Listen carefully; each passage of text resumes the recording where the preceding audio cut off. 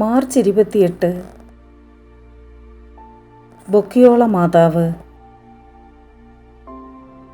1543 May 28 തിങ്കളാഴ്ച പരിശുദ്ധ കന്യകാമറിയം കാലി മേയ്ക്കുകയായിരുന്ന ഒരു പെൺകുട്ടിക്ക് പ്രത്യക്ഷപ്പെട്ടു.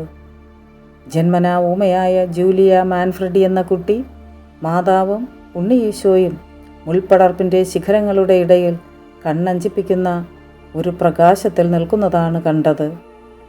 അവരുടെ ഭക്തി വർദ്ധിപ്പിക്കുവാൻ മാതാവ് ആഹ്വാനം ചെയ്തു. അവൾക്ക് പ്രത്യേക സംരക്ഷണം നൽകാമെന്ന് വാഗ്ദാനം ചെയ്യുകയും ചെയ്തു.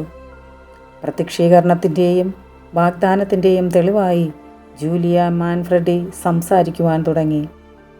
എന്താണ് സംഭവിച്ചതെന്നും കൽപ്പിച്ചത് എന്തെന്നും അവൾ അയൽവാസികളോട് പറഞ്ഞപ്പോൾ ആരും തൊടാതെ തന്നെ പള്ളിമണികൾ മുഴങ്ങുവാൻ തുടങ്ങി. 1844 പോപ്പ് ഗ്രിഗറി 16 ഈ പള്ളിയെ സാങ്ച്വറി എന്ന ഔദ്യോഗിക പദവി നൽകി ഉയർത്തി. പരിശുദ്ധ അമ്മേ ദൈവമാതാവേ, അങ്ങയിൽ ആശ്രയിക്കുന്ന എല്ലാവരുടെയും വിശ്വാസം വർദ്ധിപ്പിക്കണമേ, എല്ലാവരെയും അനുഗ്രഹിക്കുകയും ചെയ്യണമേ. Ave Maria.